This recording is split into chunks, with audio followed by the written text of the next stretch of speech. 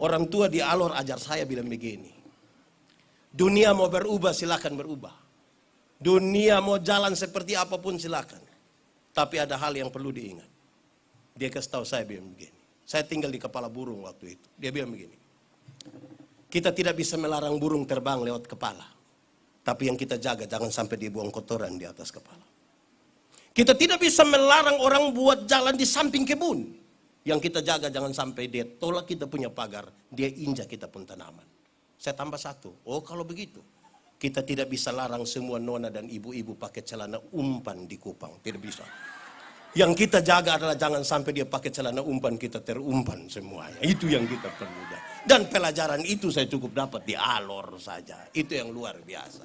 Baik, saudara-saudara, Lao Tse seorang guru spiritual. Dia bilang kepada murid-muridnya.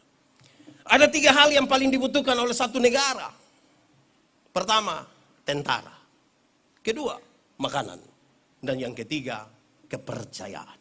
Tentara, makanan, kepercayaan. Terus dia bilang begini. Murid-murid dari 3 ini coba kamu kasih kurang 1. Murid-murid sepakat. Kasih kurang saja tentara. Kamu tidak takut kalau satu negara tidak ada tentara? Tidak Bapak. Lalu bagaimana kamu berargumentasi? Iya, tidak perlu ada tentara. Yang penting kita bangun hubungan persaudaraan yang baik. Kita membangun komunikasi politik yang baik. Kita bangun hubungan dengan orang lain dengan baik. Tidak usah ada tentara, tidak apa-apa. Berarti tinggal 2. Makanan dan kepercayaan. Terus beliau bilang begini. Coba dari 2 ini kamu kasih kurang 1 lagi. Kasih kurang 1. Makanan atau kepercayaan. Kira-kira kalau ditujukan kepada kita, kasih kurang mana? Makanan atau kepercayaan? Kita kasih kurang makan atau kepercayaan? Apa? Wih, berat juga. Tapi murid-murid bilang begini, hilangkan saja kepercayaan. Kenapa? Pak, untuk apa kita dipercaya tapi lapar? Kok kita kerja-kerja ini semua untuk makan? Lalu Lao Tse bilang begini, kamu baru saja mengucapkan satu hal yang merusak bangsa ini. Ini negara, ini dunia, ini persekutuan harus didiami oleh orang-orang yang bisa dipercaya. Jangan hanya karena makanan kamu kehilangan kepercayaan. Saya mau tanya, Ika ini bisa dipercaya semua? Ini orang Alor yang ada di sini ini bisa dipercaya semua? Yakin? Berarti tidak ada dusta di antara kita. Woi, saya lihat saudara juga kurang yakin ini. Tapi ini serius saudara-saudara. Gembala-gembala ketika mereka jaga ternak. Palestina bukan daerah yang baik seluruhnya bagi peternakan. Di sini subur, di sini tidak, di situ subur, di situ tidak. Karena itu gembala-gembala seringkali terlibat pertengkaran, perkelahian, perampasan area. Mereka masuk pada kelompok orang-orang yang sulit dipercaya. Tiba-tiba berita kelahiran itu, kelahiran juru selamat itu disampaikan pertama kali kepada mereka. Bagaimana orang-orang yang telah diberi stigma tidak bisa dipercaya ini akan berbicara sesuatu yang membuat orang menjadi tergugah dan percaya. Ini sebuah pekerjaan luar biasa. Mereka harus pastikan bahwa mereka sungguh-sungguh adalah orang-orang yang melihat, mendengar, dan menyaksikan langsung berita itu. Dan sekarang mereka harus menyatakannya. Saudara-saudara, saya biasa bilang begini. Kalau orang tolong kita, kok kita bilang terima kasih. Itu baik atau tidak? Baik atau tidak? Baik. Kalau begitu saya mau tanya. Siapa suami yang kalau pagi-pagi mama orang bikin kopi, nah dia suami bilang, Mama, terima kasih. Ada kok tidak? Ada kok tidak? Ada. Ini ibu-ibu dong mulai lindungi dong suami. Banyak suami ini istri bikin kopi dia tidak terima kasih. Tapi kalau istirahat kantor baru dia makan di warung satu, bayar lagi terima kasih lagi. Kadang-kadang dia janji itu mbak, yo besok saya datang lagi. Nah, setelah dengar khotbah ini, bapak-bapak pulang, dia bilang betul, tadi yang Pak Pendeta Om betul lah. saya mau terima kasih dulu. Pas ibu siap makanan, terus papa bilang, Mama, terima kasih. Saya mau tanya, Mama dorang langsung percaya? Bapak yang tidak tahu terima kasih ini tergugah dengan khotbah malam ini, terus Bapak bilang, Mama, terima kasih. Mama percaya? Tidak gampang untuk menjadi orang yang bisa dipercaya. Padahal kita ada sungguh-sungguh ini. Pasti ketika Papa bilang, Mama terima kasih, itu Mama pikiran. Paling tidak Mama punya pikiran ada dua. Pertama pasti Mama pikir begini. Tidak tahu roh apa naik di Bapak.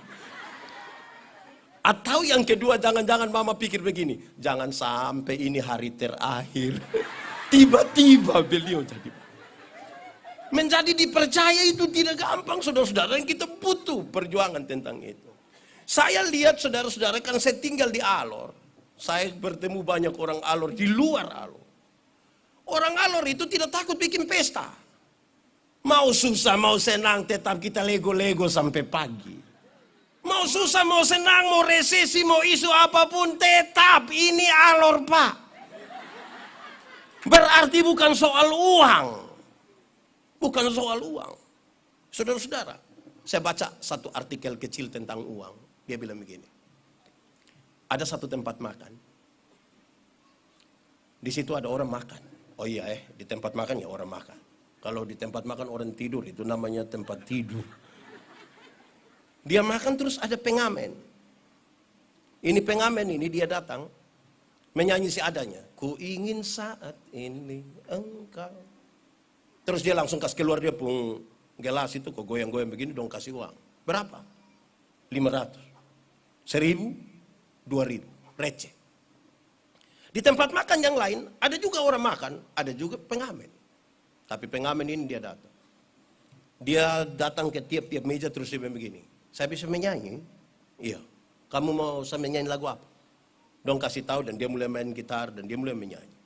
Setelah menyanyi dengan baik, dia pastikan yang mendengar itu puas, terus dia kasih keluar, dia put tempat uang, dorang kasih uang. Berapa? 5.000, 10.000, 20.000. Di tempat makan yang ketiga, ada orang makan, ada juga pengamen. Tapi pengamen yang satu ini sedikit berbeda. Dia duduk di pojok. Tidak bermaksud mengganggu siapapun, dia bawa sebuah pengeras suara kecil, terus dia taruh di situ. Di sampingnya ada banner. Dan di bawah banner itu ada kepingan-kepingan sedih.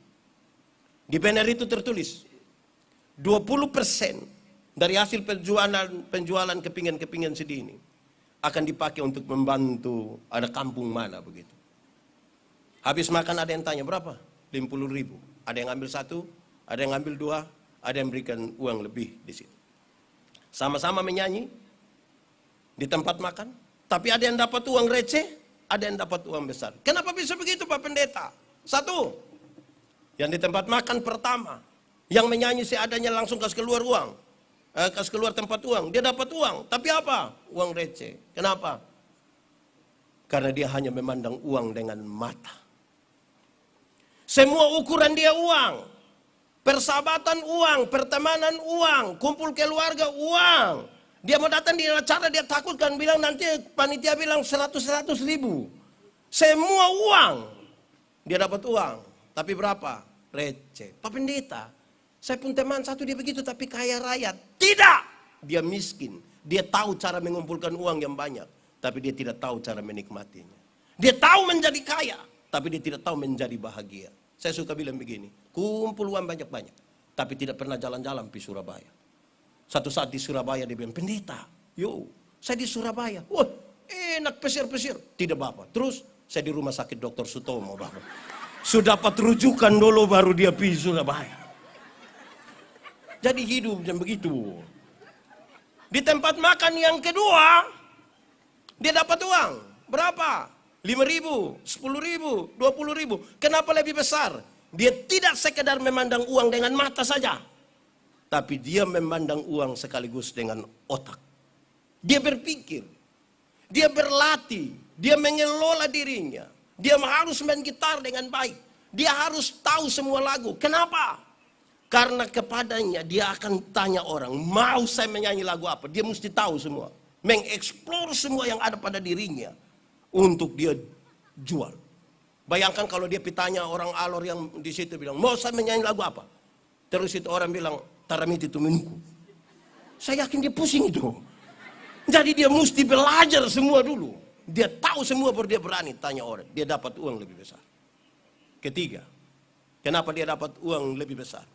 Padahal dia tidak mengganggu siapapun. Dia hanya menyanyi saja di situ. Karena dia tidak sekedar memandang uang hanya dengan mata dan otak saja. Tetapi sekaligus dia memandang uang dengan apa? Dengan hati.